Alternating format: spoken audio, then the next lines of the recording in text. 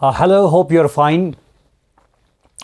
एक पंक्चुएशन के different topics पर इसकी सब डिविजन्स पर, सब टॉपिक्स पर हम वीडियो बना रहे थे।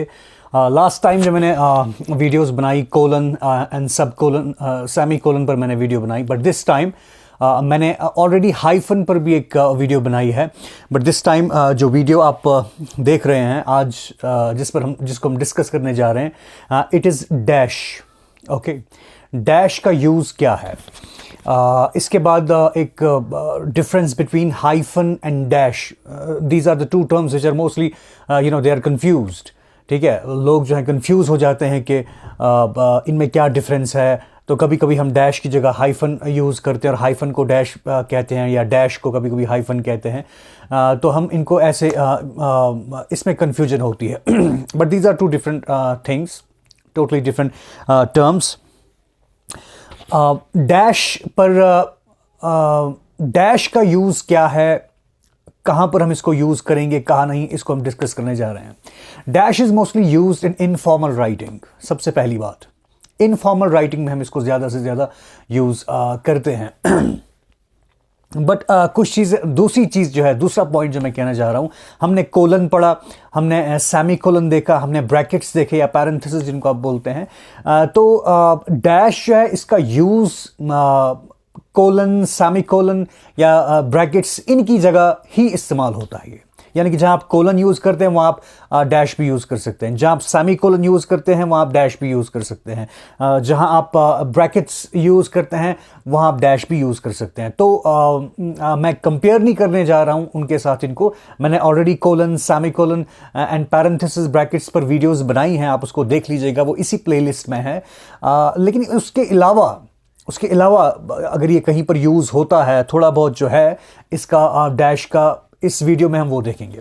तो सबसे पहले मैंने क्या लिखा है, एक सेंटेंसेस मैंने कुछ लिखे हैं। देयर आर 4 और 5 सेंटेंसेस मैंने लिखे हुए हैं यहाँ पे।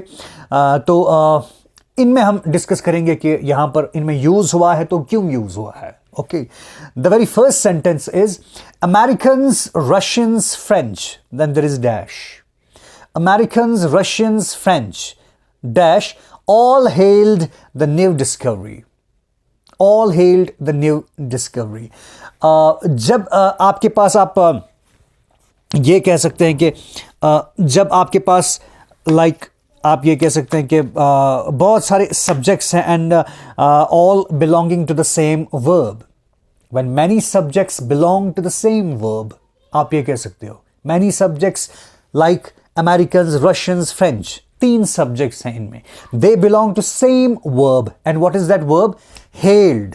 आप ये, दिस इज हेल्ड। तीनों सब्जेक्ट्स का वर्ब एक ही है, हेल्ड। जब ऐसा केस है तो हम उन सब्जेक्ट्स को उस वर्ब के हिस्से से, उस वर्ब के हिस्से से, डैश से हम सेपरेट करते हैं। लाइक अमेरिकन्स, रशियंस, फ्रेंच, इनके दरमियान कामा। Americans, Russians, French, dash, all hailed the new discovery. इन्होंने क्या किया? ये सब्जेक्ट्स है, इनका वर्ब क्या है? hail। सारे सब्जेक्ट्स बहुत सारे हैं, 3 सब्जेक्ट्स हैं, इनका जब आगे एक ही वर्ब होता है तो हम डैश का यूज करते हैं। Like Americans, Russians, French, dash, all hailed the new discovery। आप इसको ऐसा, दूसरा सेंटेंस मैंने लिखा है, सिमिलर किस्म का सेंटेंस है। There are 3 things I can remember. There are 3 things I can remember, dash, names, comma, faces and the tasks। 3 चीजें हैं जो मैं याद रखता हूं। names, लोगों के नाम, faces, चेहरे, and the tasks, और काम जो मुझे दिए जाते हैं या किसी और को मैं काम दूं। ठीक है, ये चीजें मुझे याद रहती हैं। तो आप देख सकते हैं कि मैंने पहले ही कहा था आपको कि डैश जो है, कोलन की जगह भी हम इसको इस्तेमाल करते हैं। यानी कि कोलन का जो यूज़ है, कोलन का यूज़ हमने एक पढ़ा, it is use to introduce a list. एक लिस्ट को इंट्रोड्यूस करने के लिए कोलन का यूज़ होता है। जैसे यहां पर there are 3 things I can remember, 3 चीज़ें हैं जो मैं हमेशा याद रखता हूं। वो 3 चीज़ें क्या है? ये अब लिस्ट है, इसको हम इंट्रोड्यूस करेंगे तो यहां पर हम कोलन का यूज़ भी कर सकते हैं। तो कोलन की जगह हमने यहां डैश का यूज़ किया, तो यहां पर हम डैश का भी यूज़ कर सकते हैं। वो कौन सी चीज़ें हैं? Names, faces and the tasks. Okay और ये नेम्स, फेसेस, ये जो वर्ड्स हैं इनमें हम कॉमा का यूज़ करते हैं इनके दरमियान। कॉमा का यूज़ अभी हमने पढ़ा नहीं है, इसके बाद हम कॉमा पर भी वीडियो बनाएंगे। So it was all this. तो इन ये दो सेंटेंसेस ऑलमोस्ट सेम हैं। The only difference is what, आप ये कह सकते हैं कि पहले वाले सेंटेंस में जो डिफरेंट सब्जेक्ट्स हैं इनका आगे सेम वर्ब है, इसलिए उन सब्जेक्ट्स को उस वर्ब के से सेपरेट करने के लिए हम डैश का यूज करते हैं। ओके या आप कोलन का यूज भी यहां कर सकते हैं, सिमिलर किस्म का ये भी है। तो यहां पर हमने लिस्ट इंट्रोड्यूस की है, तो वहां पर इंट्रोड्यूस करने के लिए आपने डैश का यूज किया। Then we have next sentence, the long and short of my story is this. Then dash use हुआ है, उसके बाद क्या है, but do you have time to listen to me. Okay, do you have time to listen to me, यहां पर question mark है। The long and short of my story is this, but do you have time to listen to me. क्या है, आपको क्या समझ में आया होगा। यहां पर जो डैश यूज हुआ है, it has been used when there is because there is the change in thought. जब थॉट, आप कुछ बोल रहे हैं, आप कुछ बात बोल रहे हैं और उस बात के बाद, उस सेंटेंस के बाद अब एक ऐसा सेंटेंस बोलते हैं जिसका पहले वाले के साथ कोई रिलेशन उतना नहीं है। There are totally two different thoughts. जब दो डिफरेंट थॉट्स हैं, ठीक है, जैसे the long and short of my story is this. Okay, आप एक्सपेक्ट कर रहे होंगे कि मैं अब स्टोरी के बारे में क्या कहूंगा। नेचुरली इसके बाद अगर हम सीक्वेंस देखेंगे सेंटेंस का, तो इसके बाद ये आएगा कि वो लॉन्ग एंड शॉर्ट क्या है, मैं अपनी स्टोरी बताऊंगा इसके आगे। लेकिन एक डिफरेंट सी चीज आगे लिखी हुई है, but do you have time to listen to me. लेकिन क्या आपके पास वक्त है मेरी बात सुनने के लिए। So this is change in thought. यहां पर ये स्टोरी अब शुरू नहीं कर रहा है, यहां पर डिफरेंट चीज एक पूछ रहा है। चलो पहले तो मैं स्टोरी बताने वाला हूं, हाँ मेरी स्टोरी जो है असल में ये है मेरी स्टोरी, लेकिन क्या आपके पास टाइम है सुनने के लिए। तो लेकिन क्या आपके पास टाइम है सुनने के लिए, this is change in thought. ठीक, आप एक्सपेक्ट कर रहे हैं, जो लिसनर है वो एक्सपेक्ट कर रहा है कि अब स्टोरी बताएगा, लेकिन सडनली वो एक डिफरेंट चीज बताता है कि स्टोरी तो खैर ठीक है, ये है मेरी स्टोरी ये है, लेकिन क्या सुनने के लिए आपके पास टाइम भी है कि नहीं है। ओके, तो ये एक चेंज इन थॉट था। तो उस चेंज इन थॉट वाले सेंटेंस को आपने, उस क्लॉज को आपने इस डैश से सेपरेट किया। Okay, then sentence number 3, my mother dash who really gets angry dash lost her temper। मेरी माँ who really gets angry lost her temper। मैंने आपको इस वीडियो के स्टार्ट में मैंने कहा था कि डैश जो है इट इज यूज, जैसे कोलन यूज होता है वहां पर डैश यूज हो सकता है, सेमी कोलन की जगह यूज हो सकता है, या ब्रैकेट्स की जगह यूज हो सकता है।